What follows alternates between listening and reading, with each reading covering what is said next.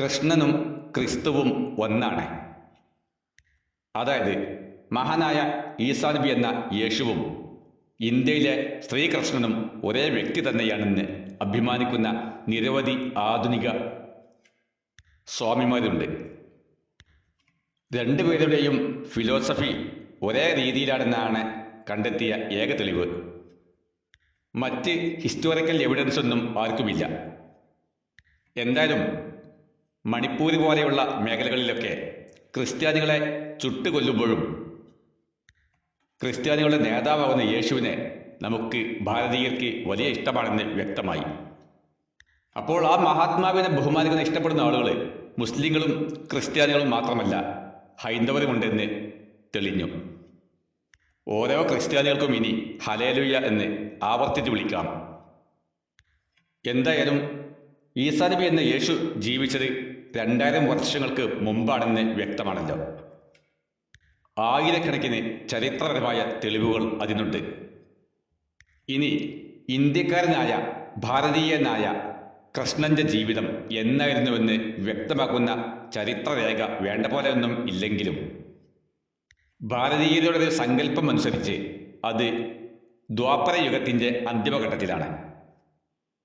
അതായത് കൃഷ്ണൻ ജീവിച്ചത് ദ്വാപര യുഗത്തിൻ്റെ അവസാന ഘട്ടത്തിലാണ്. ആകെ 4 യുഗങ്ങളാണുള്ളത്. 1 സത്യയുഗം എന്ന കൃതയുഗം, 2 ത്രേതായുഗം. ഓരോ യുഗങ്ങൾക്കും അതിൻ്റേതായ ഗുണങ്ങളും ദോഷങ്ങളും നമ്മുടെ പുരാണങ്ങൾ വിവരിക്കുന്നുണ്ട്. ഈ സത്യയുഗത്തിൽ ഏറ്റവും നല്ല ജനങ്ങളാണ് ഉണ്ടായിരുന്നത്. അന്ന് കൊള്ളയും കൊലയുമില്ല, എല്ലാം സജ്ജനങ്ങൾ മാത്രം. എന്നാൽ ത്രേതായുഗത്തിൽ 25% തിന്മകളുണ്ട്, ബാക്കി 75% നന്മകളുമാണ്. ഈ ത്രേതായുഗം കഴിഞ്ഞ് ശേഷം വന്ന യുഗമാണ് ദ്വാപരയുഗം. ദ്വാപരയുഗത്തിൻ്റെ അന്തിമഘട്ടത്തിലാണ് കൃഷ്ണൻ ജീവിച്ചത്. ദ്വാപരയുഗത്തിൽ നന്മയും തിന്മയും സമമാണ്. കൃഷ്ണൻ മരിച്ചതോടുകൂടി ദ്വാപരയുഗം അവസാനിച്ചു, കലിയുഗം ആരംഭിച്ചു. അന്തിമയുഗം കലിയുഗം. കലിയുഗത്തിൻ്റെ പ്രത്യേകത എന്തെന്ന് വെച്ചാൽ 75% തിന്മയും 25% നന്മയുമാണ്. കലിയുഗം 4,32,000 കൊല്ലമുണ്ട് എന്നാണ് കണക്ക്. ഇപ്പോൾ കലിയുഗം ഏകദേശം 5000 വർഷം കഴിഞ്ഞു. ഞാനീ പറയുന്നതൊന്നും എൻ്റെ വചനങ്ങളല്ല, ഭാരതീയ പുരാണ പണ്ഡിതന്മാരുടെ അഭിപ്രായങ്ങളാണ്. അപ്പോൾ കലിയുഗം 5000 തികഞ്ഞുവെങ്കിൽ കലിയുഗത്തിന് മുമ്പാണല്ലോ കൃഷ്ണൻ ജീവിച്ചത്. അപ്പോൾ ശ്രീകൃഷ്ണൻ ഏകദേശം 5000 കൊല്ലം മുമ്പ് ജീവിച്ച മഹാനാണ്. ഒന്നുകൂടി വ്യക്തമായി പറയുകയാണെങ്കിൽ BC 3000 മുമ്പാണ് അദ്ദേഹം ജീവിച്ചത്. എന്നാൽ യേശു എന്ന ഈസാ നബി ജീവിച്ചതോ, ക്രിസ്തു ജീവിച്ചത് AD 1-ാം നൂറ്റാണ്ടിലാണ്. അപ്പോൾ ക്രിസ്തുവിനേക്കാൾ 3000 കൊല്ലത്തെ കാലപ്പഴക്കമുണ്ട് കൃഷ്ണന്. എന്നിരിക്കെ ഈ 2 വ്യക്തികളും ഒരേ വ്യക്തി തന്നെയാണെന്ന് എങ്ങനെ സമ്മതിക്കാൻ കഴിയും? കാരണം ഈസാ നബി ജീവിച്ചത് കലിയുഗത്തിലാണ്, കൃഷ്ണൻ ജീവിച്ചത് ദ്വാപര യുഗത്തിലും.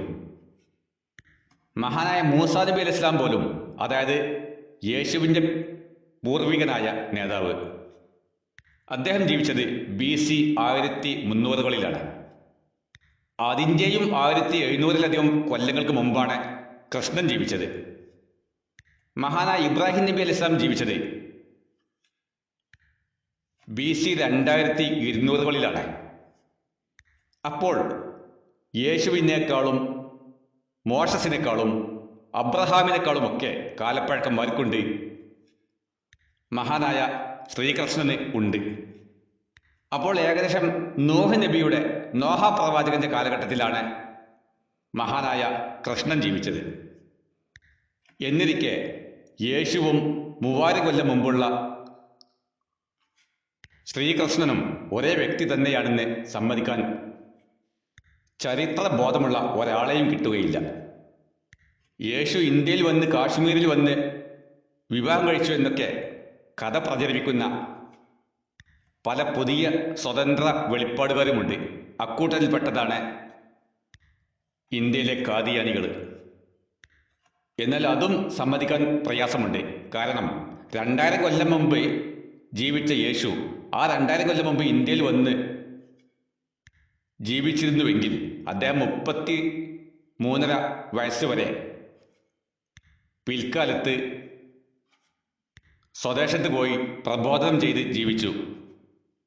അക്കാലത്ത് അദ്ദേഹത്തിൻ്റെ അധ്യാപനങ്ങളിൽ ഭാരതീയ സംസ്കാരത്തിൻ്റെ ഒരംശം പോലും ഉണ്ടായില്ല എന്ന് മാത്രമല്ല, സംസ്കൃത ഭാഷയിൽ നിന്ന് ഒരല്പം പോലും അദ്ദേഹം സംസാരിച്ചതിന് ഒരു തെളിവുമില്ല. അദ്ദേഹത്തിന് വിവിധ ഭാഷകൾ അറിയാമായിരുന്നു. അദ്ദേഹം സുറിയാനി എന്ന അരമായിക്ക് ഭാഷയാണ് മാതൃഭാഷയായി ഉപയോഗിച്ചത്. എന്നാൽ അദ്ദേഹത്തിന് ഗ്രീക്ക് ഭാഷയും ഹിബ്രു ഭാഷയും എല്ലാം വശമുണ്ടായിരുന്നു. എന്നാൽ യേശുവിന് സംസ്കൃത ഭാഷ അറിയുമെന്ന ഒരു ബൈബിൾ പരമായ തെളിവും ലഭ്യമല്ല. ഇങ്ങനെ ഫിലോസഫി കൊണ്ട് ഒരേ വ്യക്തി തന്നെയാണെന്ന് സമ്മതിക്കുകയാണെങ്കിൽ അതിനേക്കാളൊക്കെ നല്ലത് ഗാന്ധിജിയും യേശുവും ഒരേ വ്യക്തി തന്നെയായിരുന്നു എന്ന് സമ്മതിക്കുന്നതാണ്.